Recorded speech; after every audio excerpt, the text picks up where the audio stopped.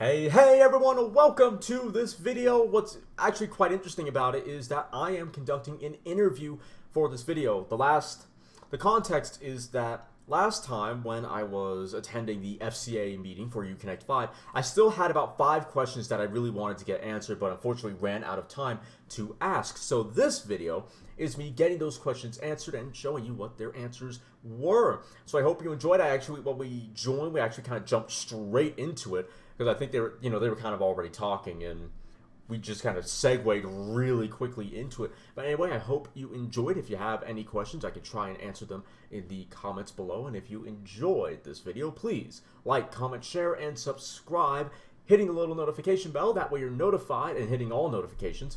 That way you're notified every time I upload. Without further ado, here's how the interview went. Yeah.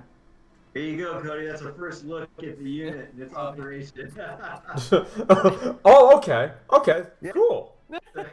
He and the engineers, and because of the situation, they all have these custom-built little units so they can work on them and prove them out. Mm-hmm. So it's basically his little radio station while he's it's my boombox in here. I was about to say, it kind of reminded me of like a subwoofer or something. So I'm stress testing the wireless CarPlay and the Alexa music.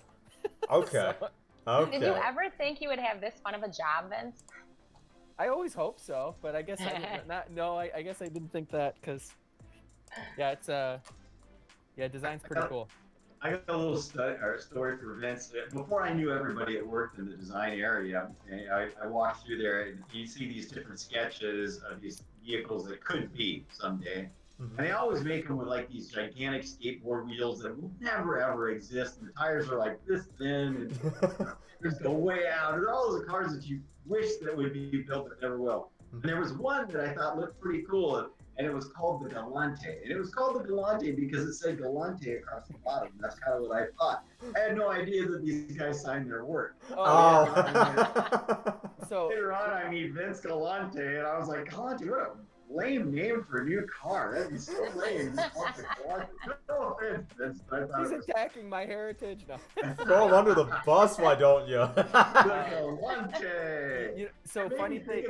Made me think of that Cadillac, the Galante. Remember the Galante Cadillac? Yeah. What, the Mitsubishi Galant? Oh yeah. There you go. There you go. So funny thing, the reason it's the same difference. The big wheels, the low long cars. The reason we sketch them that way is to get emotion, right? For it. But if you think about it, I don't know how geeky everyone is. I'm super geeky. So comic book characters. Yeah. There's a reason they don't draw them with accurate proportions, because you look at the comic book and be like, "Oh, this guy's wimpy." Superman looks lame. Even if it was a 6'3", 240-pound guy, he'd look wimpy in the comic book, right? So they make them they're instead of being 7 heads tall, they're 10 heads tall, and their shoulders are 3 heads wide, and they're a super diamond shape, and so you make me bring out my Barbie dolls here, but well, they do the same thing with Barbie. Yeah. It's like the old Justice League Unlimited show, though, from the early 2000s, where Batman's just stout as Superman. Yeah, right. U-shape. You can never carry around that much weight. So Vince and I were talking about some of your questions, and they're very detail-oriented and very specific. So he actually did some research to be able to answer them, because we figured a phone call might be a heck of a lot easier than him having to type all that out. Yeah. So for kids going into computer development, computer systems, coding, what's the best field to go into when trying to break into the automotive infotainment world? There's many avenues. So I think in some of our discussions we talked about something that's I'm trained as a traditional transportation designer, traditional car designer. So okay. I went, everybody goes to art school. Yeah, CSF or art school, CCS. Yeah, I went to CCS, and I have a traditional transportation background, and we're all trained in product design, vehicle packaging, clay modeling, 3-dimensional development, and so that was my path there. The thing that's interesting about user experience is there's a lot more we have people that come from entertainment design. We have people that come from mobile and web design. We have people that are product designers. You have people like me that are transportation designers. I even have people in the studio that started off getting a psychology background. Really? And they went and got a master's in UX. That's very interesting. Because a lot of, like, I guess one of the core things we look for in designers is the ability to solve problems, and solve problems in ways that we wouldn't think of. Like when I'm interviewing people, I typically expect, like, they're going to have hot sketches. Like that's like, you got to have that, right? But what becomes really interesting in the people we look at, you know, maybe they don't have the hottest sketch of all that we've seen, still good. Yeah. But they solve the problem in a way like, man, that's a cool angle. Like, that's not how I would have done that. And so that's kind of what we're looking for. So the reason you'll get UX designers with psychology backgrounds is because they're trying to understand behavior, right? Like, why do people like certain features more than others? Why do they like doing things this way versus that way? It's not always about just hearing what they say in like a user test. It's about understanding the behavior and why they did it. Yeah. So you can kind of infer, you know, you can read between the lines. It's not black and white. So you got to be, so that ability to read between the lines. So I guess to your question about, so there's multiple, that's what's so cool about UX is there's multiple paths in. I mean, for me, I mean, they're all, I shouldn't say all, but most of them have artistic backgrounds. Okay. So I think for me, what I always try to tell, like we talk to a lot of elementary school and high school students, we do a lot of outreach. And I always tell them, the way I kind of did it was try everything. You know, I did figure painting, figure drawing, sculpture, ceramics, product design, entertainment design. I did it all until I finally zoomed in, like, you know what? I love cars and I love to draw. Like, oh, that's a thing. Let's meld them together. Yeah. So I think that's the way I always encourage people to get there is try everything, because the broader your skill set, the better you'll be anyways. Right. So, but it would be an art school. So you can go into, like, CCS has both entertainment design, transportation design. Carnegie Mellon has human computer interaction design. You know, they have product design as well. So there's quite a lot of schools out there. So it's difficult to answer exactly what's the best school. What is that thing that you're looking to do? Yeah.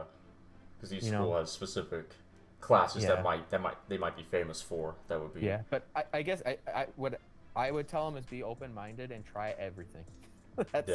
That's really because the other thing is, like, a lot of what we're seeing in the industry too isn't just, well, I got this guy that does that and this guy that does that. Eventually they all start to build off of each other and learn new skills. So they're all very flexible and adaptable, and they all have multiple skills. And they may not have gone to school for that, but like me, I didn't go to school for user experience.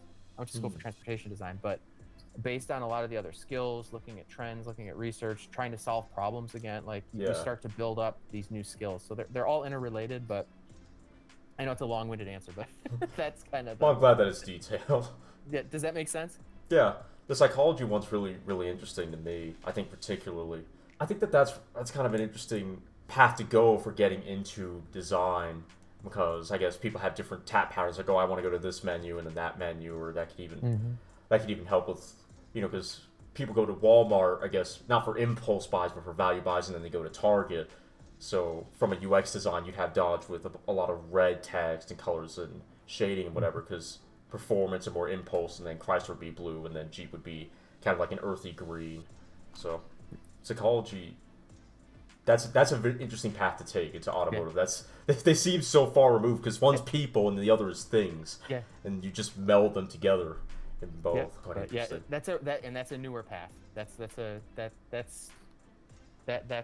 where you're seeing the industry transform. I mean, it's because the infotainment stuff's only been around for since like the mid 2000s, maybe. Yeah, probably 05, 04, 05-ish. Yeah. It started to pick up, and then so. Before it was just radios, and then the. Because I could have sworn there was a few cars that had some phones that were integrated. Probably like some of the early S classes of that era had some level of built-in phone technology. I always like looking at the older S classes and just seeing how the technology has trickled down so much, like the heated seats, the steering wheels, the radar cruise control, and that kind of stuff. It's crazy how that car had that technology so many years ago. Now we have Altimas with radar guided cruise control. That's the funniest part to me about that tech. Okay, let's see. What specifically is the Atlantis architecture, and how does it compare to Powernet? So the Atlantis architecture, when we talked a lot about Uconnect 5 and how much more powerful it was and how it's connected, Uconnect 5 isn't just one computer in the car. It's multiple computers that are connected together, working together across the vehicle. So imagine if the Uconnect 5, the actual computer that we talked about that's 5 times faster, that stores all the infotainment, run it. Think of that as the brain. There's also the Atlantis system's the nervous system. That touches the whole car. And some of the things that different than Powernet is some of the bandwidth that can flow through those. So the veins are bigger. Oh, I see. I see. It can float more information. It has Ethernet connections, more Ethernet connections. Okay. And so that gives us the ability to free flow information more throughout. So I think that's kind of the big picture of the Atlantis architecture. That's what makes it more flexible, more powerful than what we've had in the Powernet before. Okay, so it's funny, Cody. I remember when we launched Powernet, and that was the big thing. Yeah, it's Powernet now, man, and then Atlantis architecture was too. So I can't wait to see what the next one's going to be called. Probably Galante or something. Maybe. That's awesome. Canting it right now, Vince. Yeah, that's funny. I'll have to talk to see if I got some friends and make that happen. This would be a really great name. Pacifica Uconnect 5 make it easier to integrate entertainment apps for kids. So with the 21-mile Pacifica, you will see a couple new games in the rear seats. So we are building that up a little bit. And then as far as future stuff goes, I can't say anything specific, but again, Android operating system, we talk about how flexible that is. So as these things come up, we'll be able to do more. Because when the Pacifica first came out and they were talking about the games, that seemed almost kind of radical to me, because that was a huge thing to integrate into an existing system. So I think back then I kind of wondered what the constraints would be adding such a new and different feature to Uconnect 4 with it already existing. But I guess considering it was an Android system, and Android phones have a lot of apps, it's not that difficult because you have that nice and simple base to work from. Part of it too, Cody, is that we have to pay attention to this now. I mean, we're looking at more than half the people out who are considering in-car tech before purchase, that we better be paying attention. We better be advancing, and there better be something every single year. We have to have this advancement that's going on. Yeah. So look for that later on this year, even. Oh, cool. Actually, that kind of reminds me. So for the games for the Pacifica, do you hire specific game designers for that, or do you have people inside the studio that have the capacity to make Android-based games as well, so you don't outsource the a little bit of both. Okay. Yeah. Cool. But I do have game designers. Okay. Let's see. How much time do you spend researching and testing what angle the screen should sit at? Do you have any shortcuts for speeding up the development process, or do you have to start completely over from scratch and new ideas with new vehicles? I think, again, one of my favorite pieces about working at FCA, and I think the things that we do really well is we have a variety of different kinds of vehicles. I mean, we have a Fiat 500, we have a Pacifica, we have a Wrangler, we have all these different kind of cars, and the way that you sit in them and the way that they drive and the way that they feel is completely different. So we have some best practices for how we lay out the interiors. Yeah. But we do tune it for every single vehicle, so to make sure that it's best for that vehicle and that. Because again, I know we talked in a lot of our presentations. You guys always saw the stuff that was on the screens, but there's all those controls that live around it. Yeah, the redundant controls. And the redundant controls, and those, we have a set of those that we know are the right, kind of the go-to ones. Mm-hmm. But some vehicles have like a Ram, for instance, has some very specific use cases. So we have to take that into consideration. But we look at, the angle, so that we look at the angle for sunlight, for glare, mm-hmm. What that's sitting at.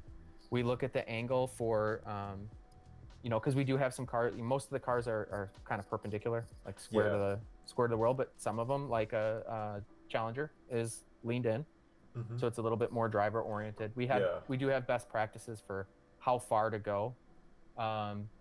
In that, and then we also do have reach studies. So to make sure that you know, wherever that screen is, that it's easy to touch and it's easy to access, kind of the opposite side of the screen, right? So we have some metrics and some best practices we do, but really what it comes down to is we use those as a guide, but we build seating properties of every single car we make.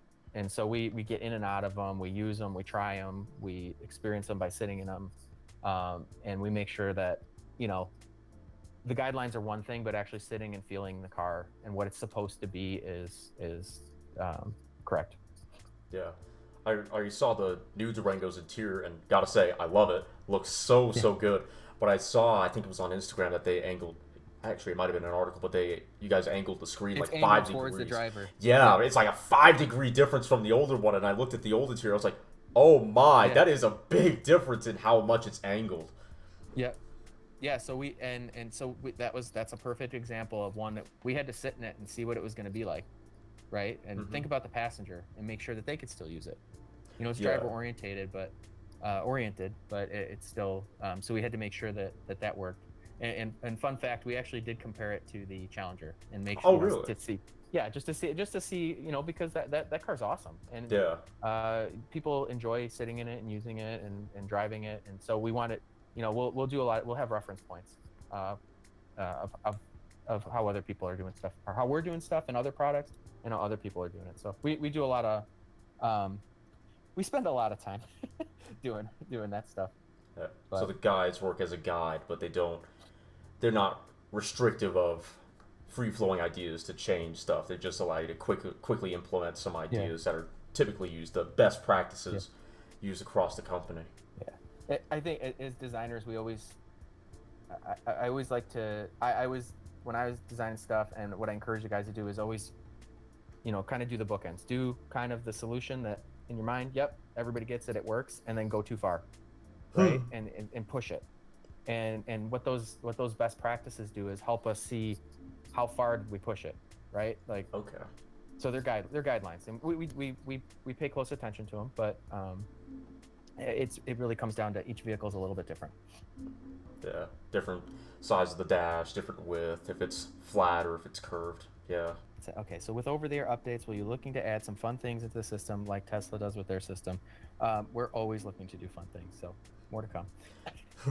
Because I know you guys love to do the Easter eggs around the cars. So I'm just kind of wondering if that's going to migrate its way into the next Uconnect systems. Yeah, we'll continue to have fun. So I love I love the unique icons for the vehicle. Like the new Pacifica has a specific icon, and I'm sure that'll happen for more vehicles down the line. Yeah, and I don't know if did you notice in the Durango the climate page? I didn't actually. What was in that? All the, you know how we've got the HVAC guy that you touch and it does the, you know, upper zone, lower zone. Yeah. So he's got a racing helmet. Oh, cool! That's a fun touch. Yeah. So we'll keep doing. We like to have fun. So Vince has got to be careful because some of these things he does without permission. if I'm doing my job right. Yeah. So we definitely. I mean, that's the magic of our brands, right? We can have that kind of fun, and I think that's what we always try to. We're going to always try to do that because we do have such. I'm biased, of course, but I think we have such cool brands. I mean that, and so that's one of the ways that we keep them cool. Yeah, I'm biased, but I tend to agree. Okay, is it safe to assume that unique screen graphics for vehicle trim levels only will be used on really special models, like the 1320? So what you'll see, we will definitely be doing unique screen graphics by brand, for sure, and there'll be a few exceptions that'll get special things too. Okay, so typical special editions and that kind of stuff. Yeah, it becomes one of the things that's really important to us. Will be consistency across multiple touch points in the future. So it won't be like every single trim level, but Yeah. when we do have those standout products, we will definitely, again, we will have fun. Okay. We'll have fun and do something special. Does the screen have anti-glare film? Yes. Our screens do, so like the Ram that's on the road today, the Pacifica, we've been doing that, the Grand Cherokee. So we've been doing a lot of these bonded screens. So bonded is where you have the screen and then there's glass that's fused to the top of it. With all of those, and it depends, again, it gets back to that angle and what's right for the product, but we can use both anti-glare and anti-reflective coatings. Okay. So depending on the vehicle, sometimes anti-glare is better and sometimes anti-reflective is better. So like, for instance, if you get like, let's say you have a really fast windshield and the screen's laid, the interior, you get your screen. We probably use an anti-reflective because the anti-glare, when the sun hits it, it diffuses and makes the whole screen white. Oh, okay. So we would use an anti-reflective in that scenario so that it would just be a pinpoint, right? Yeah. It would be a really high reflection. So yes, we use them. We use them on all the cars. Is that safe to say or is it safe to say that that's affected by the greenhouse of the car? So brighter cars might need an anti-glare, and dimmer cars that have a really rakish windshield will need an anti-reflective so that it doesn't just white out the screen. Okay. Exactly. Yep. Okay, and the next two questions, they look like they're very related. Can you remove or delete user profiles, and can you possibly reset the home screen to default? Yes, for both. Oh, cool. Yeah, great. Yeah, so you can just go in there and you can delete a profile, and just like our radios today, if you're ready to sell the car, you just hit reset to factory default, and you're good to go. Oh, good. I imagine that's in the settings, and then somewhere down the line in the menus to do that, so you don't have to go fishing for it. Yep. And then, can you change how soon or how late Uconnect gives you road directions, or is it specific distance? So there's a few different. I have not seen anything in there that can tell you, warn me of a turn 200 feet versus 400 feet or something like that. But there's 3 different views. There's a 3D, a 2D, and then kind of a combo, and then you can zoom in and out.